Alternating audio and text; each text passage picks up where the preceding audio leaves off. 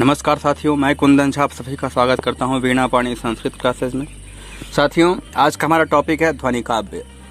साथियों, यह काव्य के जो भेद हम लोग पिछले वीडियो में चर्चा करे थे वह काव्य के भेद 4 हैं, कहीं 3 हैं, कहीं 2 हैं, इस प्रकार से है। ध्वनि काव्य सबसे पहला काव्य था हमारा, उसमें ध्वनि काव्य जो उत्तम काव्य था, वही हमारा आज टॉपिक है, उसी पर चर्चा करने वाले हैं आज। ध्वनि काव्य साथियों बहुत सारे इसके भेद प्रभेद बताए गए हैं। शास्त्रों में साहित्य दर्पणकार कुछ और बता रहे हैं, काव्य प्रकाशकार कुछ और बता रहे हैं।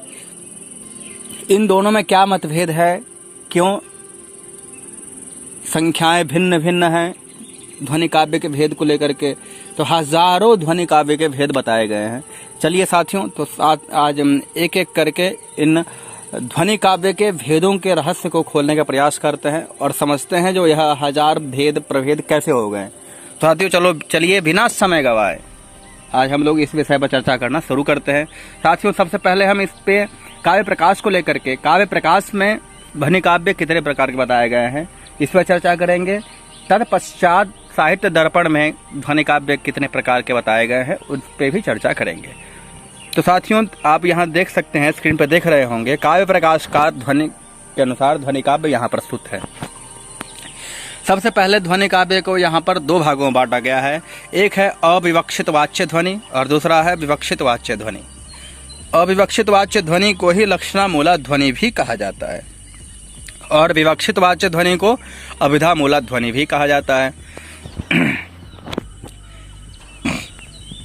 दोनों के 2 भेद हैं, अविवक्षित वाच्य ध्वनि के भी और विवक्षित वाच्य ध्वनि के भी 2 भेद हुए। अर्थांतर संक्रमित वाच्य अविवक्षित के और अत्यंत तिरस्कृत वाच्य इसके हो गए।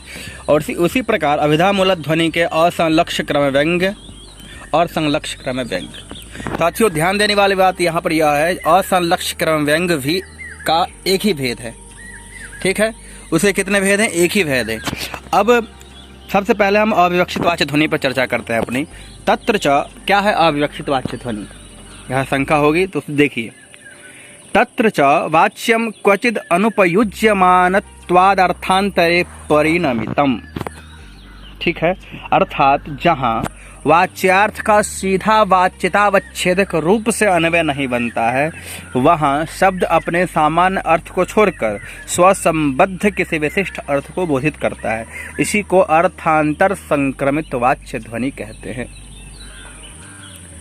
वाच्यार्थ का सीधा वाच्यतावच्छेदक रूप से, वाच्यार्थ का मतलब आप जो बताना चाह रहे हैं उसका जो धर्म है उसको जानना। यदि आपके वाच्यार्थ से उस वाच्यतावच्छेदक धर्म को नहीं जाना जा रहा है, नहीं जाना जा सकता है, तो क्या होता है, उससे संबद्ध किसी विशिष्ट अर्थ को बोधित करता है वही वाच्यार्थ। तो उसी को कहते हैं अर्थांतर संक्रमित वाच्य। अर्थों से अर्थांतर हो जाना, जिस अर्थ जो वाच्यार्थ है उससे अन्य अर्थ हो जाना, यही है अविवक्षित वाच्य ध्वनि का मतलब। ठीक है, उसमें जो अर्थांतर संक्रमित वाच्य था पहला भेद, उसका यह हुआ परिभाषा। उसकी परिभाषा ग्रंथकार ने प्रस्तुत किया। दूसरा है अत्यंत तिरस्कृत वाच्य। यह क्या होता है? देखिए, क्वचिद अनुपपद्यमानतया अत्यंतम तिरस्कृतम, क्वचिद अनुपमानतया अत्यंतम तिरस्कृतम। यही जो है, यह क्या है? यह अत्यंत है। देखिए, कहीं वाच्यार्थ अनुपपद्यमान होने से अत्यंत तिरस्कृत हो जाता है। यहाँ जहाँ पर वाच्यार्थ जो है अनुपपद्यमान हो, अनुपपन्न हो जाए, मतलब उत्पन्न ना हो, तो क्या होता है? वह अत्यंत तिरस्कृत हो जाता है। ठीक है, इतना समझ में आ रहा होगा यहाँ पर। चलिए, तो आगे देखते हैं। अभी यहाँ पर 2 भेद हम लोगों ने जाना है, एक अर्थांतर संक्रमित और अत्यंत तिरस्कृत। अब अभिधामूलक ध्वनि के क्या भेद है वो देखिए। संलक्ष्य क्रम व्यंग्य, आप लोग ध्यान दिए होंगे, यहाँ पर असंलक्ष्य क्रम व्यंग्य के एक ही भेद कहे गए हैं। तो संलक्ष्य क्रम के 3 भेद कहे गए। इनके भेदों के बारे में अभी चर्चा करने वाला है। 3 भेद हैं और इन भेदों के ही प्रभेद उपभेद यह सब है, यह ध्यान दीजिए। यहाँ पर 3 भेद हैं, एक शब्द शक्त्युत्थ और अर्थ शक्त्युत्थ और उभय शक्त्युत्थ। जहाँ पे शब्द शक्त्युत्थ भी 2 प्रकार के हैं, वस्तु ध्वनि और अलंकार ध्वनि। अर्थ शक्तियुक्त 12 प्रकार के और उभय शक्तियुक्त 1 प्रकार के। कुल मिलाकर के कितना हो गया 15। यह है संलक्ष्य क्रम व्यंग 15 प्रकार के और असंलक्ष्य क्रम भी इसमें जोड़ दिया गया 16 प्रकार का अभिधा मूलक ध्वनि हो गया। ठीक है, और 2 लक्षणा मूलक ध्वनि को भी जोड़ दिया जाए तो 18 ध्वनि काव्य हो जाते हैं। यह मुख्य है, मुख्य भेद है 18। ठीक है ना, भेदा अष्टादशास्य तत्, यह काव्य प्रकाशकार लिखते हैं भेदा अष्टादशास्य तत्, मतलब भेद 18 जो है यहाँ पे मुख्य है ध्वनि काव्य के भेद। ठीक है, चलिए आगे बढ़ते हैं, आगे देखते हैं क्या है। अब देखिए उभय शक्तियुक्त 1 है, इसको हटा दिया गया। इसको हटा करके ध्वनि काव्य अब कितना हुआ, यदि 1 हटा दिया जाए तो 18 था, अब 17 हो गया। ठीक है, अब इन 17 ध्वनि काव्य के 2 भेद और हो गए सभी के, एक पदगत और एक वाक्यगत। तो 17 गुणे 2 बराबर 34 भेद हो गए ध्वनि काव्य के। अब एक कौन था उभय शक्तियुक्त, उसको भी जोड़ दिया गया तो क्या हो गया 35 ध्वनि काव्य हो गए। अर्थ शक्तियुक्त जो 12 भेद हैं उसके, जो संलक्ष्य क्रम में बताया गया था, वह जो 12 भेद है उनके भी प्रबंधगत और 12 भेद हो गए। तो इस प्रकार से अर्थ शक्ति 24 प्रकार के हो गए। तो 12 प्रकार से पहले ही जोड़ा गया जा चुका है, तो 12 प्रकार और जोड़ दिया गया 35 में, तो कितना हो गया 47 प्रकार के ध्वनि काव्य हो गए। ध्यान देने वाली बात है असंलक्ष्य क्रम व्यंग भी 4 प्रकार के हैं। कैसे हुए, पदांश, वर्ण, रचना और प्रबंध, इनके माध्यम से। तो 47 में 4 जोड़ देने के कारण क्या हो गया, यह 51 ध्वनि काव्य हो गए। कुल मिलाकर कितना हुए 51 ध्वनि काव्य हो गए। भेदाः तदेक 50। यह जो पंक्ति लिख रहा हूं मैं, पंक्ति कहीं न कहीं डायरेक्ट पंक्ति पूछ लिया जाता है, जो यह पंक्ति किसकी है, आचार्य मम्मट का, आचार्य मम्मट की पंक्ति है अथवा विश्वनाथ की या पंडितराज जगन्नाथ की। तो यह पंक्ति ध्यान में रखना बहुत आवश्यक है। भेदा अष्टादशास्य तत्, उसी प्रकार भेदा तदेक 50, यह जो है काव्य प्रकाशकार कह रहे हैं।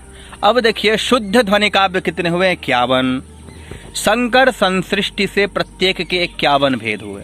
संकर और संसृष्टि यह 2 प्रकार के काव्य के ये हैं, काव्य के गुण हैं यह। ठीक है, तो इनके द्वारा भी 51 भेद और हो गए, मतलब 51 भेद सभी के बढ़ गए। तो 51 को 51 से गुना कर दिया गया तो आया 2601, अर्थात 2601 ध्वनि काव्य हुए। संकर 3 है और संसृष्टि 1 है, 3 1 4। तो अब इस 4 के द्वारा क्या किया गया, 2601 इंटू 4 बराबर 10,404, या 10,404 क्या है ध्वनि काव्य है। इसमें यदि ध्वनि काव्य, इसमें शुद्ध ध्वनि काव्य को जोड़ देने पर क्या आता है 10,455, 10,455। ध्यान देने वाली बात यही है, यहाँ पर यह है जो काव्य प्रकाशकार इसको क्या कहते हैं, तो वेद खाब्धि वियच्चंद्राः, वेद खाब्धि वियच्चंद्राः और शुद्ध भेदैः सह शरेषु युग खेन्दवः। साथियों, हमारे प्राचीन परिपाटी में गणितों के संख्याओं को शब्दों के माध्यम से व्यक्त किया जाता था, अभिव्यक्त किया जाता था। यहीं पर शास्त्रकार गणितों के संख्याओं को शब्दों के माध्यम से व्यक्त किया है।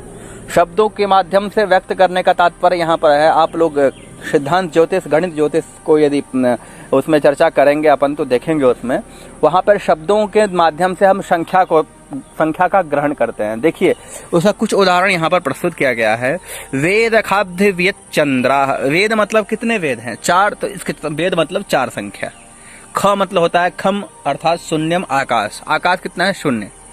अब्धि मतलब समुद्र, समुद्र है 4। ठीक है, वियत मतलब होता है आकाश, यह भी 0 है, और चंद्र कितने हैं तो 1 है। यह संख्या से पता चल गया आपको। अब यह संख्या कैसे व्यवस्थित किया जाए, कैसे इसको रखा जाए, तो नियम है इसके अंकों के व्यवस्थित करने का एक नियम है। अंका नाम वाम तो गति, अंकों की जो है वाम मार्गी होते हैं, अंक वाएं तरफ अपनी गति करते हैं। ठीक है, तो आप पहले क्या लिखेंगे, वेद 4, उसके बाएं चलेंगे आप। ठीक है, वेद के 4, ख मतलब 0, फिर 4 बाद 0 लिखेंगे आप। यहाँ आप देख सकते हैं वेद मतलब यह 4 पहला हो गया, फिर यह 0, खम मतलब 0, फिर अब्धि, अब्धि मतलब 4, यह 4 हो गया, और वियत मतलब होता है आकाश मतलब 0, यह भी 0 हो गया, और चंद्र कितने हैं तो 1। तो इस प्रकार से कितने हो गए, इस प्रकार से 10,404 हो गया आपका शुद्ध ध्वनि काव्य को बिना जोड़े। शुद्ध भेदै सह कितने, षडेषु युगखेन्दवः। षडेषु, षड कहते हैं बाण को, बाण कितने हैं 5, ठीक है, बाण मतलब होता है 5। षडे ईशु, ईशु मतलब ही बाण होता है, तो इसका भी मतलब हो गया 5, ठीक है। युग कितने हैं 4 जानते हैं, सतयुग, त्रेता, द्वापर, कलयुग, यह भी 4 हो गया। और युग खेन्द, ख इंदवः, ख मतलब आकाश, खम शून्यम, तो यह भी ठीक है। अब देखिए इंदवः मतलब चंद्रमा, चंद्रमा कितने हैं 1। तो इस प्रकार से कुल मिलाकर 10,455 यह शुद्ध जो 51 भेद हुए थे ध्वनि काव्य के मिलाकर के इतना हुआ 10,455। यह जो भेद बताया गया है काव्य प्रकाशकार ने बताया है, यह किस प्रक्रिया से बताया है इन्होंने, गुणन प्रक्रिया से। प्रश्न आ चुका है, ध्यान देने वाली बात है, काव्य प्रकाशकार ध्वनि काव्य का निरूपण गुणन प्रक्रिया से किए हैं। यह गुणन प्रक्रिया क्या है, जो डायरेक्ट गुना करके बताया जाता है, ठीक है। आप देखे होंगे वहां पे तो काव्य भेद संसृष्टि और संकर करके किया था 51, तो वहां पर क्या किए थे हम, क्षमता, तो वहां पर 51 और 51 को गुना कर दिया गया था, यही है गुणना प्रक्रिया। तो यहाँ पर गुना किया जा रहा है बार बार, तो यह है गुणना प्रक्रिया। इसी का अंतर हो जाता है साहित्य दर्पणकार, वहां पर वह गुणना प्रक्रिया ना करके वह करते हैं क्या, वह करते हैं संकलन प्रक्रिया।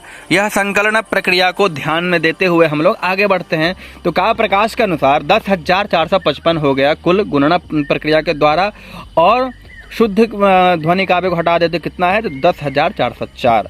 अब यह संख्या बिल्कुल याद रखेंगे आप लोग, यह संख्या कितना कहा गया है क्या, तो इसको बहुत जरूरी है याद करना। चलिए साथियों, तो आगे बढ़ते हैं, आगे क्या है देखते हैं।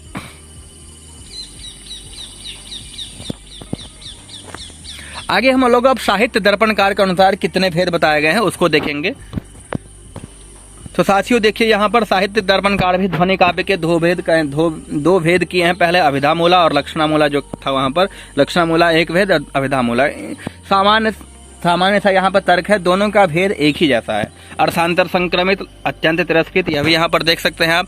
फिर अभिधामूला का भी वही है, 2 असंलक्ष क्रम व्यंग और संलक्ष क्रम व्यंग, असंलक्ष क्रम व्यंग इनके यहाँ भी एक ही है। अब संलक्ष क्रम व्यंग के 3 यहाँ पर भी है, वही शब्द शक्ति मूल, अर्थ शक्ति मूल और उभय शक्ति मूल। तो यहाँ 15 हुआ, एक संलक्ष क्रम, 16 लक्षणामूला ध्वनि, 18 मतलब 18 अष्टादश धातु ध्वनि। यहाँ पर भी 18 प्रकार के ध्वनि मुख्य हुए। पदगत और वाक्यगत 17 गुणी 14, 2 बराबर 34 बराबर 1 35, यहाँ तक आप लोग जान रहे होंगे, सेम चल रहा है। अर्थ शक्ति और का प्रबंधगत भेद 12 और जोड़ दिया गया 47, लक्षणामूलक ध्वनि के 4 भेद और जोड़ दिए गए, तो यहाँ पर हो गया 51। यह है शुद्ध ध्वनि काव्य, यहाँ तक ठीक है। एक संसृष्टि और 3 संकर, यहाँ पर जो 51 भेद हैं, 51 × 4, यहाँ पर जो 51 जो है, यहाँ पर ही संकलन प्रक्रिया की बात चलती है।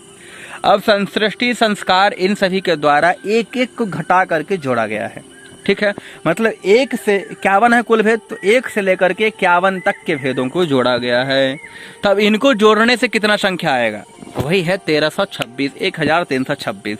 तो 1326 यह क्या है, संकलन प्रक्रिया के द्वारा ध्वनि काव्य का भेद आया। अब संकर भेद कितना है 3, तो 1326 को 3 से मल्टीप्लाई किया गया, गुना किया गया, तो 3978 आया, ठीक है। अब इसमें यदि आप जोड़ दिए संकलन प्रक्रिया द्वारा ध्वनि काव्य आया था कितना 1326, उसको जोड़ देने के बाद आता है 5304। यही है ध्वनि काव्य साहित्य दर्पणकार के अनुसार। साथियों ध्यान देने वाली बात यहाँ पर यह है, जो शुद्ध भेद इसमें यदि जोड़ते हैं तो 5355 यह ध्वनि काव्य हो जाता है। किनके अनुसार, आचार्य विश्वनाथ के अनुसार। यही है संकलन प्रक्रिया। कहाँ, गुणना प्रक्रिया में 10,455, ठीक उसका समझिए आधा 50% लेस हो जाता है संकलन प्रक्रिया में 5355। तो इतना अंतर है दोनों के भेद में। क्या है इसका अंतर कारण, तो एक है गुणन प्रक्रिया के द्वारा जो काव्य प्रकाशकार ने प्रतिपादित किया है, और दूसरा है साहित्य दर्पणकार ने संकलन प्रक्रिया के द्वारा किया है। यह गुणन प्रक्रिया संकलन प्रक्रिया में अंतर इतना ही है, जो वहां पर वह गुना करते हैं काव्य के भेदों को, यहाँ पर यह क्या किए, केवल जोड़ दिए, यह संकलन किए। अब यह संकलन करके यहाँ पर आराम से यह निकाल लिए। अब साथियों ध्यान देने वाली बात है, 1 से लेकर 51 तक आप जोड़ेंगे 1326 आएगा। यह काफी क्लिष्ट विधा है, इसको जोड़े 1 + 2, 2 + 3, 3 + 4, ऐसे करके जोड़ते जाएं तो बहुत काफी समय व्यक्त जाएगा आपका। तो क्या करें इसको, तो 51 है ना, तो 51 और 51, दोनों को लीजिए, इसमें 1 जोड़ दीजिए, 52 हो गया। इस 52 को 2 से भाग दिए, 26। ठीक है, यहां तक सब क्लियर हो रहा होगा। 26, इस 26 को आप 51 से यदि कैलकुलेट करेंगे, गुना करेंगे, तो आपका आ जाएगा वह जो 1326 है, वह काव्य भेद आ जाएगा। यही है संकलन प्रक्रिया और गुणन प्रक्रिया। बस इतना ही, फिर मिलते हैं अगले वीडियो में नए टॉपिक के साथ। आज्ञा दीजिए। जय तो भारतम, जय तो संस्कृतम, धन्यवाद।